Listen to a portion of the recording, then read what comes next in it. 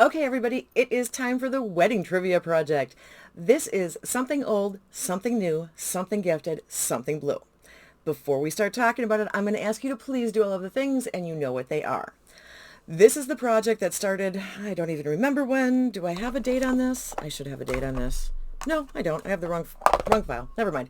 Anyway, this stemmed from a conversation that Misty and Jessica Lee were having, where Misty said she wanted a project where she'd work on old and new things together, and for Jessica, that sparked the wedding rhyme, but she didn't want to do something borrowed. She made it something gifted. The hashtag on this is old, new, gifted, blue. Now, pardon me, I'm not entirely certain who all is doing this on YouTube. I know Sam, first time panner, is, so I know I've got her linked. I think Misty still does updates every once in a while. Jessica had been doing them, and then she was going to do them on Instagram. There are a ton of people on Instagram doing this. So go to Instagram and check out the hashtag old, new, gifted, blue, because there's some great ladies out there doing this project still. I'm the only crazy one that does wedding trivia. Now, for this one, I think I do owe you all an apology. My life has been so crazy that I have missed months here and there and that I've missed updates. I am still working on bouquets. We're going to get to the final part of the bouquet trivia episode in this particular video. We'll move on to a new topic next time, and I'm going to try and get back on schedule. I may be shuffling the date. This was originally the 24th of the month with monthly updates. And just as a scheduling thing, I may end up shuffling this around because I keep not getting to it. So let's talk about what we had. Oh, and I'm going to have everybody, I'll have Jessica, Misty, Sam, all that. I have everything in the description box, so you know where to find it. Okay, let's talk about what I had in March, because that was the last time I updated this project. Yes, I am a slacker. I love this project, so I don't know why I'm not getting to it. Like I said, I think it's a scheduling conflict issue. So for my old, I had this Philosophy Fresh Cream, the 3-in-1 shower gel bubble bath shampoo. This was just a 1 ounce 30 milliliter bottle at 43.3 grams. It is obviously empty. For my new, I had this little sample of the LMS Pro Collagen Marine Cream, zero point 0.1 ounce 5 milliliter, 6.4 grams, also completed. Then for gifted, I had a sample of the Ulta brand, the Ulta Beauty Collection Mattifying Primer. It's a 0.34 ounce, 10 milliliter, 14 grams. I like this primer. I like those silicone primers, so I loved this. For blue, I had the e.l.f. Holy Hydration Face Cream. This came in a travel kit with 2 other products, one of which had too much alcohol and I couldn't use it. So I did finish this off. This is, actually, I think I do have a full size of this that I've used. I don't have it here. I have it in Arizona. So I finished off the sample one. And one of the things that I noticed, because I have a full size that I've used and I've had the sample one, that little travel one is a thicker consistency than the full size is. So I don't know why. I don't know if it was because it was reformulated at some point and I just have 2 different versions. I don't know what it is, but I like the sample size. I like the thicknesses of the cream for that, where the full size doesn't seem as not emollient, as moisturizing, as hydrating to me. It's a thinner, so I mean, it soaks in and it's great, but because my skin is so dry, I like to have a little bit weightier creams. Just saying. All right, so that's all the old business that I should have taken care of months ago and didn't get around to, but that's okay. Now, we're going to move on. We're switching out notes here. We'll get back to it. Don't worry. I don't even remember where I was exactly. So, to finish off what we're doing with bouquets, we're going to talk about the 20th century and on. All right? So let's talk about, because this is considered the modern era, and now in the early 1900s, so like the 1910s and 20s, the Cascades were really popular, and they actually kind of replaced that posy style until World War II. That changed a lot of things. Now, let's see if I can find where I have it, because I have pages of notes. I don't know why I have that saved, because there's nothing there. A lot of times this stuff kind of depended on your station in life and finances, but even modest ceremonies during the 20th century had floral arrangements. You had a bridal bouquet, and your fortune and your fashion kind of sent the different styles in and out of popularity, but a full-on ceremony meant that you had flowers, blooming bowers, potted plants for the ceremony and reception, bouquets for the female bridal party, boutonnieres for the males. I mean, it was very, very floral heavy in these things. They didn't spare an expense, and they had decorative flowers throughout for the ceremonies. Now, one of the other things was a sheaf, which was a collection of long blossoms with full stems, and that's what was constructed to be carried along the bent arm. So that's where that style comes into play. And then composite was also another big one that came into it, and that's a single giant bloom constructed by hand from individual petals to appear as one oversized flower. And I don't know that we saw that before. I think that was kind of a new thing for the early 20s. Now, like I said, World War II changed things. World War II changed a lot of things. You once again have, I mean, you've got two world wars going on here, so there's all kinds of stuff that happens that's going to screw up how things occur in the world. But World War II in particular, you're seeing a lot of brides getting married in, like, I don't want to say pantsuits because they weren't, they were skirt suits, but they were getting married in like coordinated suits with a jacket and a skirt, and, you know, like maybe pumps, sensible heeled shoes, something like that. They weren't elaborate. It was a lot more almost everyday wear, or what would be appropriate for, you know, like a woman who worked in an office building as a secretary, or, you know, something like that. That would be an outfit that she would wear. So what ladies were doing is they were either getting a new suit, or they were, you know, picking their nicest suit, and they were a lot of times getting stuff from their gardens. That's where their bouquets were coming from. What they were carrying was what they had at hand. They weren't spending money. There weren't, I mean, some people were, but the average woman was not. And when you have World War things going on, and at this point, you got to remember too, the draft was still in effect. This was quite some time ago. You've got a lot of people that will marry before the man gets sent off to war, or gets deployed to wherever he's going to be, or gets called for basic training, or what have you. Or you will get people that will meet and marry quickly because the soldier is going to be sent off again. So a lot simpler, a lot more courthouse marriages, a lot less fussiness. We're not talking about like bridal showers. We're not talking about long engagements. We're talking a lot of times about, hey, let's get married. And like, if it wasn't that day, it would be the next day. A lot of times it was the day before the soldier had to ship out, that kind of thing. So you're looking at what you've got on hand. You don't have time to plan. You don't have a lot of that kind of stuff. So that's also going to dictate the fashions for a lot of the bouquets. Now, oh man, there was more that I wanted to say, and my brain is just completely shot. And you got to remember, I did these notes so many months ago that it was just like impossible to remember where I was going with this. One of the things that we do need to actually discuss here, one of the things that is basically the trendsetter for this. So from the mid 20th century, after World War II, the English royals actually really set the standard for like the ceremony and the reception.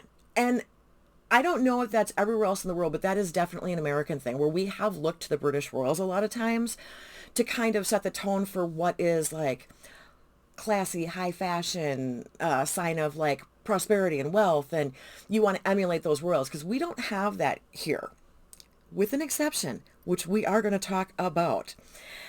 Okay, so basically we're looking at 1947 is when Princess Elizabeth married Philip Mountbatten. Now, okay, I don't know how much you guys know about the royals. Princess Elizabeth was not originally intended to be an heir, or that close of an heir for the throne. It was her uncle who abdicated to marry the divorcee Wallis Simpson. So her father, who had not been prepped to be king, ended up being king. This was not a role he was comfortable with. There's been movies about all of this stuff. I'm sure you've seen all this. So anyway, he ended up not living as long as one might have expected, because his health did fall. Well, his health failed him. He fell ill, and it, you know how that goes. So what had happened is Princess Elizabeth had gotten married, and she had done her honeymoon, and she had always dedicated her life to service because she knew that she was next in line after her dad. But Prince Philip was actually a member of the service, and he was a Greek origin, and they were, she actually, Princess, well, she became Queen Elizabeth. Before she was queen, she did have a few years living the life of a military wife while he was stationed. When her father died and she became the queen, everything changed. Everything changed. Go, if you're interested in the royals at all, go look up some of the documentaries, read some of the books out there. He gave up his career, her life. She had always been raised to be dedicated to service, always knew she was going to have to step up to this. But it actually became the very first thing. When they talk about God Country Queen, that's how she viewed it too.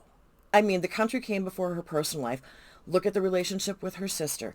Look at what her sister could and couldn't do. And so, I mean, there's all kinds of fascinating things out there about her relationship with Philip, about her relationship with her sister, all that stuff. But it was her wedding that then kind of laid the groundwork for what was going to be fashionable, even in America, not only England. Okay, so they had seasonal florals and urns at the ceremony in Westminster Abbey. And the tables at the reception at Buckingham Palace where they had their dinner had floral centerpieces. Now let's see. I think I might have had, hopefully I had a sample of, I found a bunch of old pictures, so hopefully I've been popping them in and you're going to see more. Now, from there, if we're going to talk about well, actually, you know what? We're going to get back to the royals. We're going to kind of try and stick in this time frame a little bit. So the biggest pinup girl in World War II for American GIs was Rita Hayworth. Rita Hayworth was originally a dancer. She came from a dancing family. She was like third generation. She ended up being her father's dance partner. And I'm not sure why. I just watched a documentary on her too not too long ago. But the relationship was not a good one. He was definitely using her. She was the support for the family. All these things happened. Anyway, she did end up getting into the movies. She did end up becoming incredibly famous for her role in Gilda. Now, Gilda was a film noir, so it's kind of that dark, seedy detective type of story. And she was definitely a femme fatale. And she had always said later in life, the reason so many of her relationships failed was because they went to bed with Gilda and woke up with Rita. She couldn't get past that she just really couldn't, well, all right then, she really couldn't get people to accept her for herself. There was a little bit too much association with that role of Gilda that she made famous. But that does not mean that she did not have some interesting relationships. Our girl Rita actually married Prince Ali Khan in 1949, and she was only married to him until 1953. So the marriage did not last, but she was an American actress who actually did marry a prince. And they did have a child together. This marriage did not give her what she wanted. He was gone. He had a lot of royal obligations. He also had a very active social life. And so a lot of times she was left behind, and that was really hard for her because she was living in his country. She wasn't working herself anymore at this point. She was raising their daughter, but she was left on her own. And he was a very dominant man. It ended up where she left, came back to America with their daughter, and filed for divorce, which she had threatened to do, and so she did. She moved back and established her residency and divorced him. There were some legal battles over their child. At one point, he had offered her $1 million to allow him to take their daughter and raise her in his country, and she absolutely refused. She said under no circumstances was she going to allow that to happen. She wanted her daughter to be raised in the U.S., to be exposed to Christianity, and to have those opportunities, which she would not have necessarily had in another country. So she did win. Her daughter was raised here, but she was our first kind of American princess, but she wasn't our only.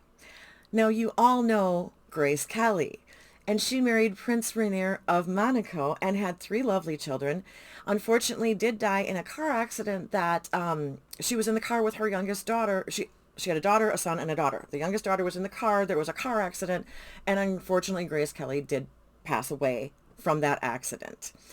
And it was devastating to everybody because she was so beloved as an actress here. And then to become a princess, it was just one of those things where it's kind of like, it sounds silly, but in a lot of ways it's like that American dream, or like the little girl's dream of growing up and marrying a prince and being a princess and all that stuff. And her marriage was actually very successful. And she was, to the end, as beautiful and graceful as her name implied. So I know I popped up some pictures for her. Now this one is interesting. This is when she married in 56, she carried a simple white prayer book or a slim Bible embellished with a small grouping or a spray of flowers, and that became a trend. And so that it became kind of the Bible spray is what that became known as. And that was inspired by her. So that was tremendously popular. Like I said, Grace Kelly was so very, very well loved. Now, in the meantime, no. Yeah, I think so. Okay. So we had Rita Hayworth from 49 to 53 was a princess. Grace Kelly, August 18th, 1956, until her passing on September 14th of 1982. But then we have our weirdly not royal royals. In the U.S., it was JFK and, let's see if I can say this right because I'm not good at this. Jacqueline, you had to pronounce the Q. Her mother was very specific about having to pronounce the Q. It's not Jacqueline, it's Jacqueline. Lee, Bouvier, Kennedy, Onassis. Okay, so we know that, yes, she was Jackie Bouvier until she married JFK, then she was Jackie Kennedy, and she was the first lady. Their time in the White House was known as, or their, that the presidency, whatever, it was Camelot. And so they were the king and queen of Camelot. So yeah, nothing really royal, but that was kind of the role that she was placed into. If you go back and you look at Jackie, look at what she did for fashion, like the hats alone, the suits, how beloved she was everywhere, how well she did as far as being an asset to him as the president. Everybody adored her. She had that very nice soft-spoken voice. She was incredibly athletic. She was actually competitive. She had a job before she married him, so she was independent and career-minded also.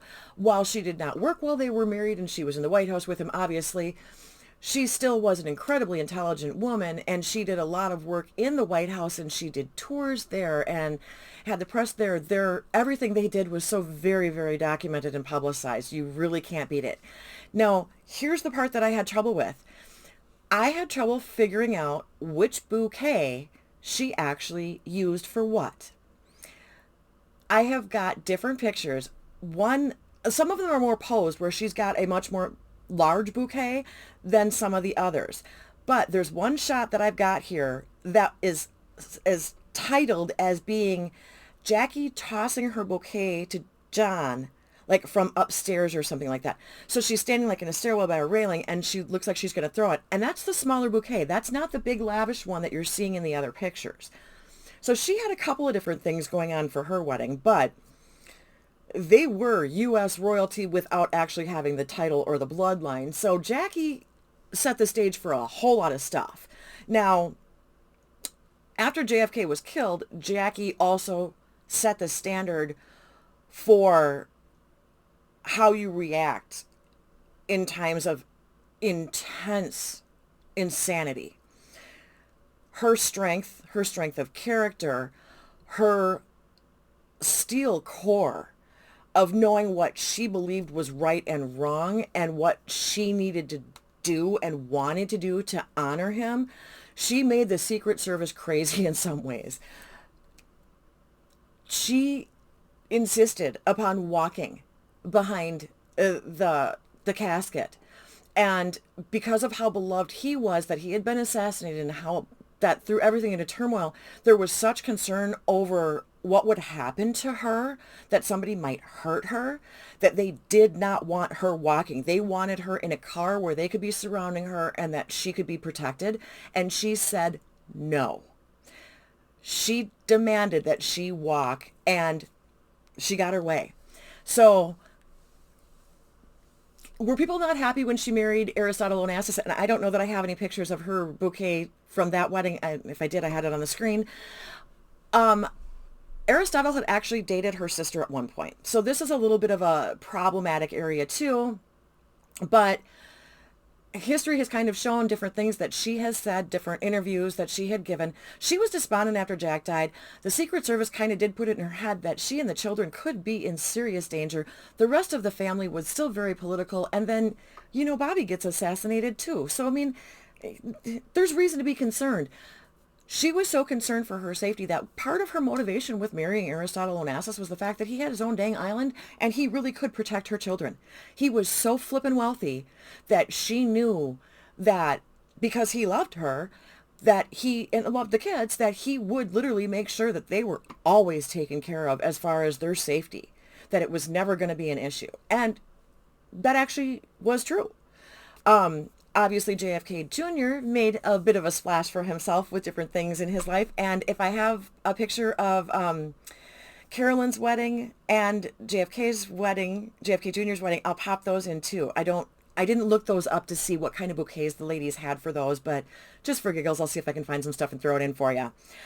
Now, then let's move on to a bit more recent, maybe not for all of you, but at least in my lifetime.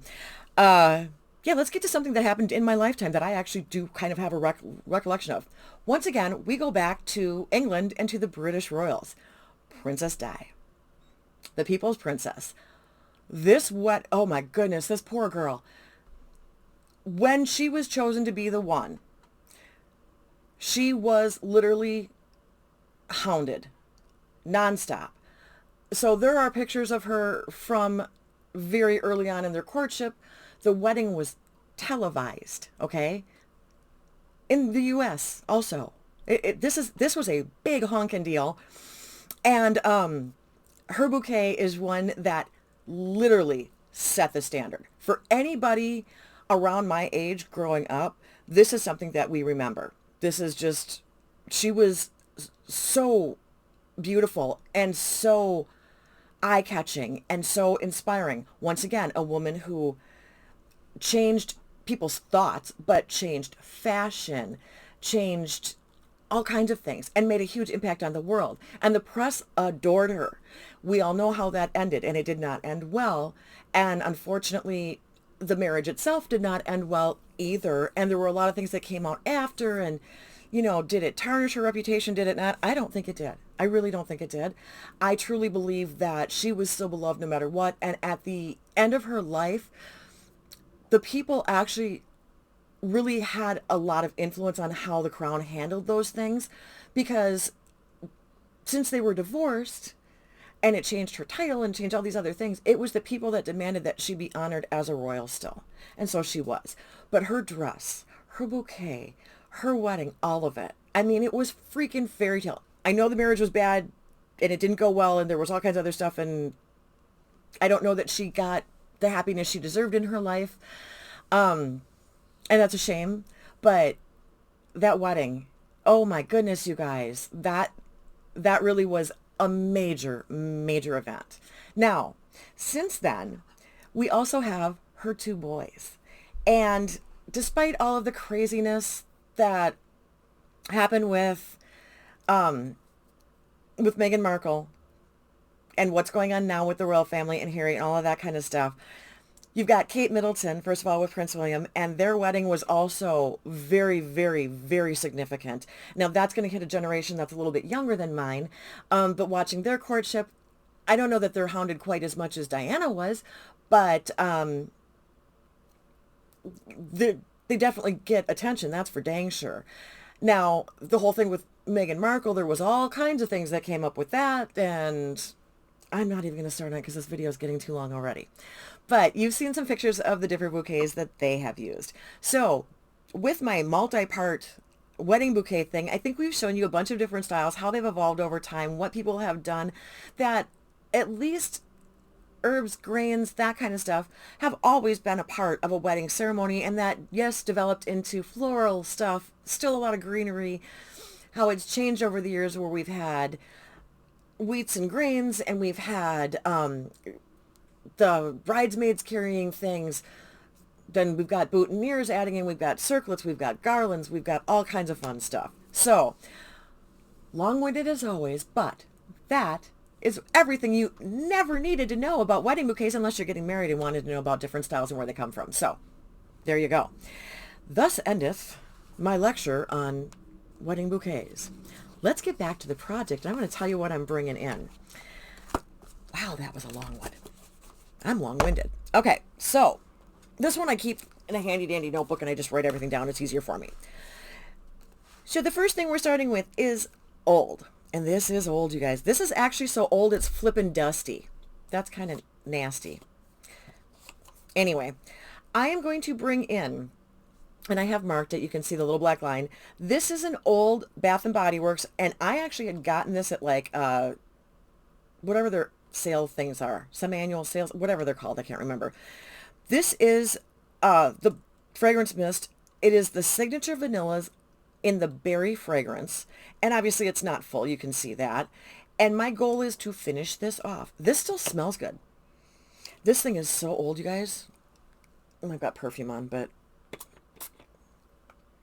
this is still one of my absolute favorite fragrances. It does still smell good, and so I'm going to use it because it's ancient and we need to get it out of the collection. That was an 8-ounce bottle, by the way. I know they're shaped differently now, but they're still the same size.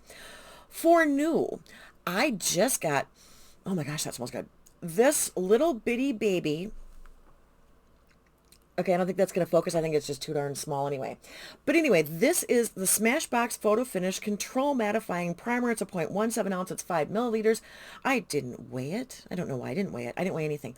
But I'm going to bring this into completion. And I don't know how this is going to be different than the regular Smashbox Photo Finish, but we'll see, because that is one of my favorites. So we'll see how this one compares to that. Then for gifted, I thought in honor of doing Old New Gifted Blue, the wedding project, all that kind of fun stuff, I'd bring in these two little samples that I have.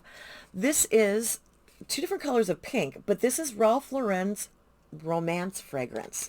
So these are the 0.04 fluid ounce samples. Let's see if I can pop one out here really quick. Just these little, oh, that one's like half gone. Okay, so they're not even that big.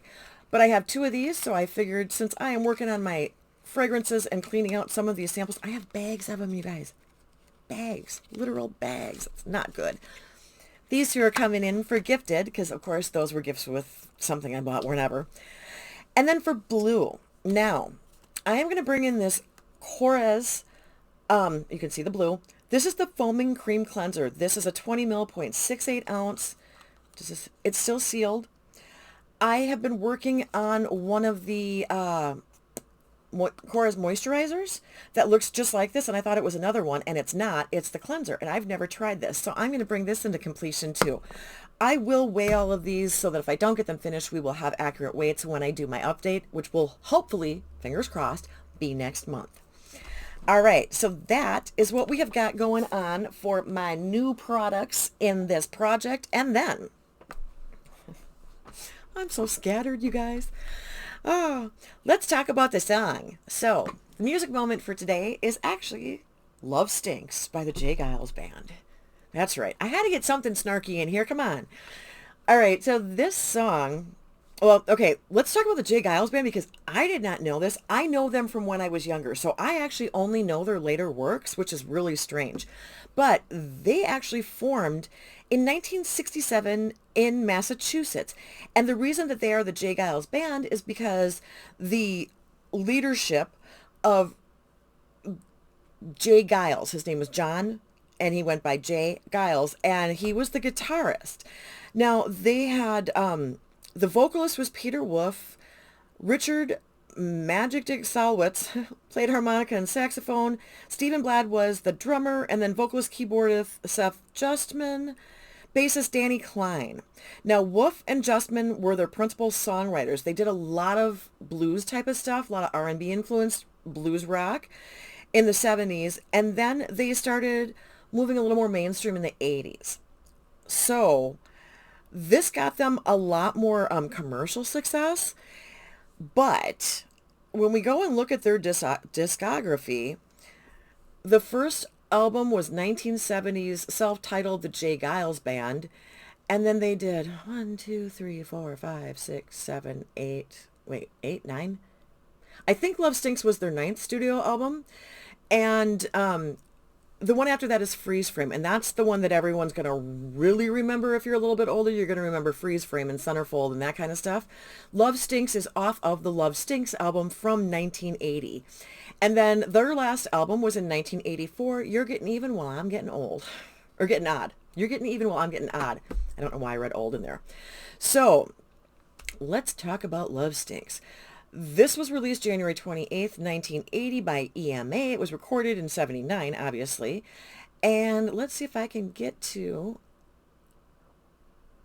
The song was written by Peter Wolf and Seth Justman. Okay, it was the title track of the album, obviously. Released as a single and peaked at 38, spending 3 weeks in the top 40 in the US. In Canada, it reached number 15.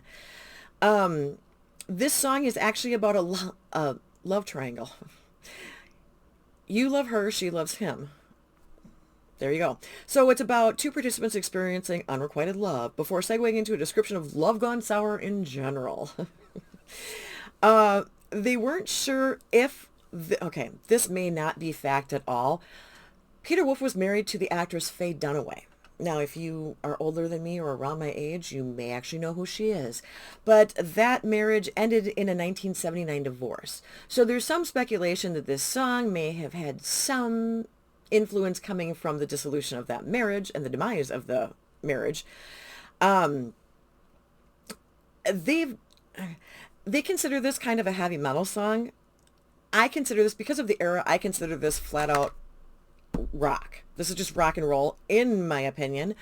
When I look at this time frame of music, when we're talking about heavy metal, I'm seeing a lot more of like the Black Sabbath stuff. I'm seeing a little bit of Led Zeppelin stuff in there. I'm seeing this as more just classic rock and roll. But that's a personal opinion, you guys. So what the critics were saying was actually something a little bit different than how I view it. But who knows? Now, this song, yeah, it's an awesome song. It's a catchy song.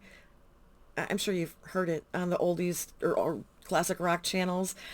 They call it, okay, Rolling Stone critic Rob Sheffield calls it one of the greatest trash rock singles of the 80s. I'm not quite sure where trash rock comes from. I don't know enough about it to actually like say that, but they were saying that because this song is so recognizable, because it's got such a great beat to it, because of the musicality of it, that it's to an extent almost anthemic, which I guess I can kind of see that. I happen to love the song. I think this song is kind of funny. I'm weird and twisted. What can I say?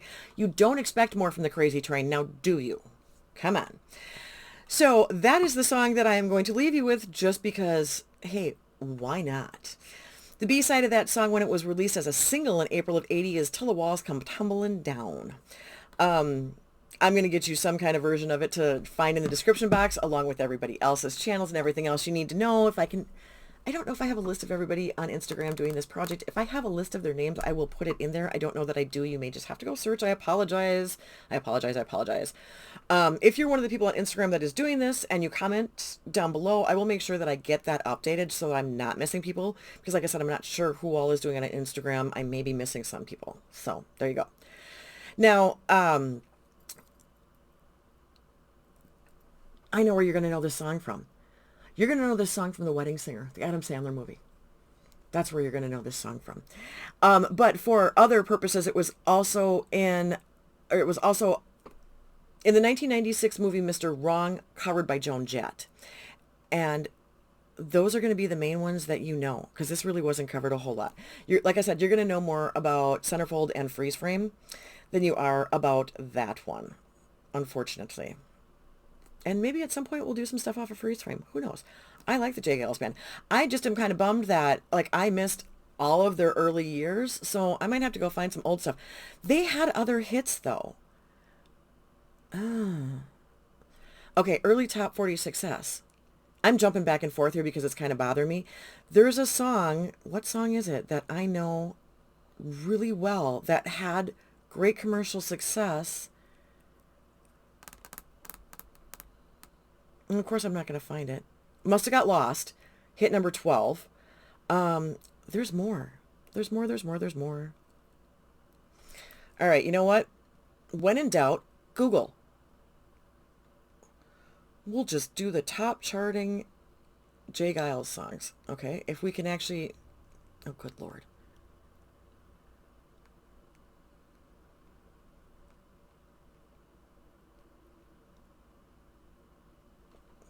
All right, Must Have Got Lost. You're the only one, and then we go into Angel is a Centerfold and Love Stinks and Freeze Frame and all of that good stuff. Yeah. Come on, there's got to be stuff from before.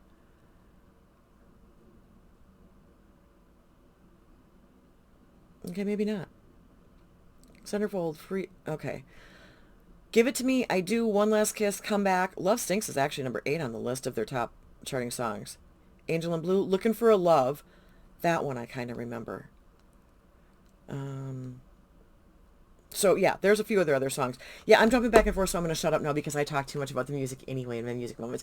Thank you for sticking around with me until the end. If you did, leave me some kind of a bouquet emoji down in the comments.